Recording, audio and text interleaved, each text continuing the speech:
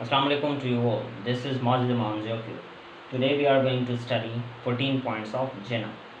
आज हम जिना के 14 पॉइंट्स को स्टडी करेंगे जो मार्च 1928 में पेश किए गए थे in response to Nehru report. इससे हमने नेहरू रिपोर्ट भी स्टडी किया है.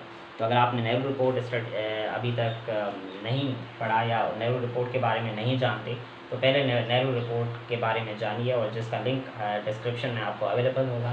फिर आप 14 पॉइंट्स ऑफ कायदे आज़म में पर आएंगे तो ज़्यादा आपको ये टॉपिक समझ में आएगा. तो लेट्स बिगिन. जो पहला पॉइंट था इन 14 पॉइंट्स ऑफ जिना में वो ये था कि India should be given a federal constitution. India को एक फेडरल कॉन्स्टिट्यूशन दिया जाए, यानी कि जो इंडिया है वो एक वफाकी रियासत उसे बनाया जाए जिसमें जो सेंटर हो उसके पास इख्तियारात थोड़े कम हों और जो अहम मामलात हैं जिस तरह फॉरेन अफेयर्स, कम्युनिकेशन, ये सारे जो मामलात हैं ये सेंटर के पास हों, लेकिन जो ज़्यादा इख्तियारात हों जिस तरह education, health, sanitation, street lighting और बहुत सारे इस तरह के मामलात उनको प्रोविंसेस को दिया जाए. तो ये पहला रिकमेंडेशन था इस 14 पॉइंट्स ऑफ जिना का.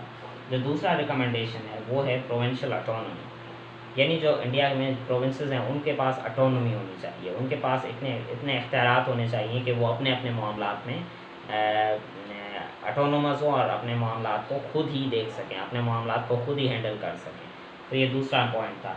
जो तीसरा पॉइंट था वो था माइनॉरिटी रिप्रेजेंटेशन का. जो इंडिया का नया कॉन्स्टिट्यूशन इंडिया में आए उसमें जो माइनॉरिटीज़ हैं जिसमें मुस्लिम्स, सिख्स और दूसरी भी कम्युनिटीज़ जो हैं उनको ड्यू रिप्रेजेंटेशन दी जाए मुख्तलिफ मामलात में. तो ये भी एक अहम पॉइंट समझा जाता था. 14 पॉइंट समझा गया 14 पॉइंट्स ऑफ जिना का. जो चौथा इम्पोर्टेंट पॉइंट है वो था 1/3 representation, 1/3 seats for Muslims in the central legislature.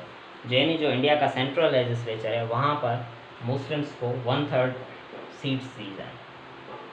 चूँकि 14 पॉइंट्स ऑफ जिना एक मुस्लिम पॉइंट ऑफ व्यू पेश कर रहा था तो इसमें ये जो रिकमेंडेशन था ये बहुत अहम था. जो पांचवा रिकमेंडेशन था वो था सेपरेट इलेक्टोरेट्स का, यानी मुस्लिम्स को सेपरेट, मुस्लिम्स के साथ दूसरी भी कम्युनिटीज़ को सेपरेट इलेक्टोरेट्स ग्रांट किए जाएँ, यानी उनको ये अलो किया जाए कि वो अपने उम्मीदवारों को वोट कर सकें और वहाँ से उनको इलेक्ट करवा सकें.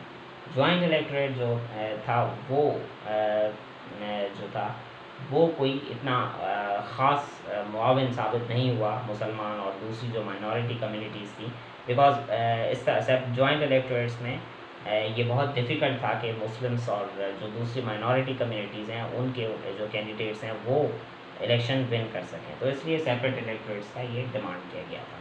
अब जो छठा इम्पोर्टेंट डिमांड था वो था no territorial redistribution for the Muslims, यानी जो मुस्लिम मेजॉरिटी जो प्रोविंसेस थे जिस तरह बंगाल था, पंजाब था, इस तरह के जो प्रोविंसेस थे जिसमें मुसलमानों की ज़्यादा तादाद थी, अक्सरियत थी, वहाँ पर कोई मज़ीद टेरिटोरियल चेंजेस ना किए जाएँ. जिस तरह हमने देखा कि पार्टीशन ऑफ बंगाल हुआ 1905 में, तो इस तरह के जो टेरिटोरियल रीडिस्ट्रीब्यूशन जो होती है उसमें ये होता है कि कभी कभार जो प्रोविंसेस होते हैं जिसमें एक कम्युनिटी अक्सरियत में होती है, टेरिटोरियल चेंजेस के बाद वो फिर माइनॉरिटी में तब्दील हो जाती है. तो ये कहा गया था कि मज़ीद कोई टेरिटोरियल चेंजेस ना किए जाएँ. जो सातवां इम्पोर्टेंट पॉइंट था वो था रिलीजियस लिबर्टी, यानी जितनी भी जो कम्युनिटीज़ हैं इंडिया में, मुसलमान हैं, सिख हैं, हिंदूज़ हैं, जितनी भी जो रिलीजियस कम्युनिटीज़ हैं उनको मुकम्मल तौर पर रिलीजियस लिबर्टी दी जाए. ये उनको मजहबी मामलात में आज़ादी दी जाए कि वो अपने रिचुअल्स को, अपने कस्टम्स को प्रैक्टिस कर सकें. तो ये सातवां इम्पोर्टेंट पॉइंट था इन 14 पॉइंट्स का. जो आठवां इम्पोर्टेंट पॉइंट है वो है method for passing the bill. अब इस पॉइंट को समझना बहुत ज़रूरी है.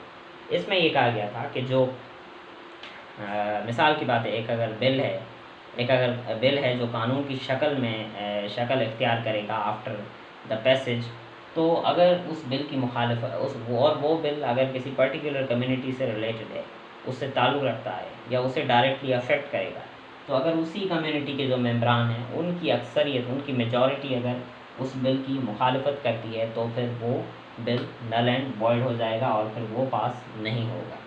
تو یہ ایک اہم پوائنٹ تھا ان 14 پوائنٹس آف جنا کا. جو نواں امپورٹنٹ پوائنٹ تھا، 9th امپورٹنٹ پوائنٹ، وہ تھا separation of Sindh from Bombay.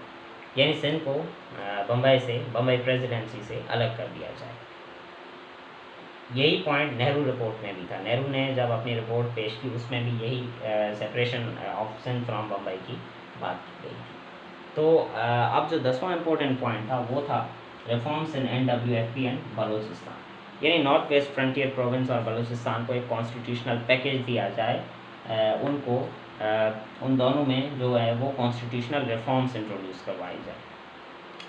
اب یہ جو پوائنٹ تھا یہ بھی سیم پوائنٹ نہرو رپورٹ میں ہم نے اسٹڈی کیا تھا. یعنی نہرو رپورٹ جو پیش ہوئی تھی اس میں بھی ریفارمس NWFP اور بلوچستان میں جو ریفارمس تھے اس کی بات کی گئی تھی. اب جو 11th امپورٹنٹ پوائنٹ ہے وہ ہے adequate share for Muslims in jobs. یعنی جو مسلم کمیونٹی ہے اسے ایک موزون شیئر دیا جائے جو انڈیا میں جابس ہیں اور یا جو سروسز ہیں سینٹر میں پروونسز میں ان سب جابس پر مسلمس کو ایک ڈیو شیئر دیا جائے جو مسلمس کا بنتا ہے. لیکن ساتھ ساتھ ایفیشنسی کو بھی مد نظر رکھا جائے. ایفیشنسی کو اگنور کیے بغیر مسلمس کو ایڈیکویٹ اور فیئر جو شیئر بنتا ہے ان کا وہ انہیں دیا جائے.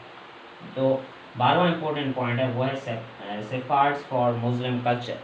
یعنی مسلمانوں کے کلچر کو سیفگارڈ کیا جائے. مسلمانوں کا جو جداگانہ کلچر ہے اس کو سیفگارڈ کیا جائے، اس کی حفاظت کی جائے. تو یہ پوائنٹ بھی ایک اہم پوائنٹ تھا ان 14 پوائنٹس کا. جو 13واں امپورٹنٹ پوائنٹ ہے وہ ہے فارمیشن آف کیبنٹ. اب اس پوائنٹ کو بھی سمجھنا ضروری ہے بیکاز اس پوائنٹ میں یہ بات کی گئی تھی، اس پوائنٹ میں یہ کہا گیا تھا کہ جو انڈیا میں کیبنٹس جو بنے گی سینٹرل گورنمنٹ کی یا جو پروونشل گورنمنٹس ہیں ان کی جو کیبنٹس بنیں گی ان میں مسلمس کو 1/3 ریپریزنٹیشن دی جائے. یعنی جو مثال کی بات ہے کیبنٹ بنتی ہے تو اس میں جو مسلمس ہیں ان کو بھی شیئر دیا جائے، 1/3 ریپریزنٹیشن ان کو دی جائے. پھر وہ کسی بھی پروونس کی کیبنٹ ہو یا پھر سینٹرل گورنمنٹ کی کیبنٹ ہو. تو یہ کنٹروورشل آپ کہہ سکتے ہیں کہ ایک کنٹروورشل پوائنٹ تھا ان 14 پوائنٹس آف جنا کا. جو لاسٹ پوائنٹ تھا وہ تھا states approval is necessary for amendment in the constitution.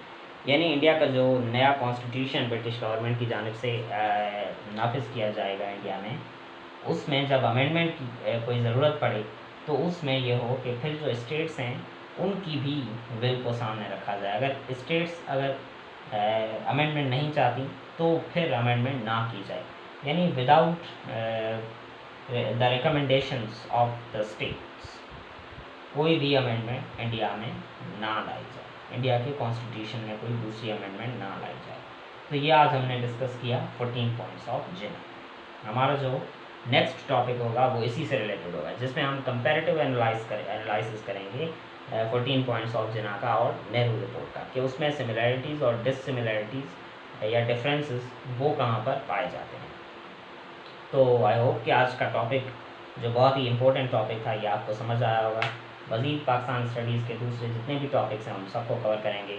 That is enough for today. Thank you so much and اللہ حافظ.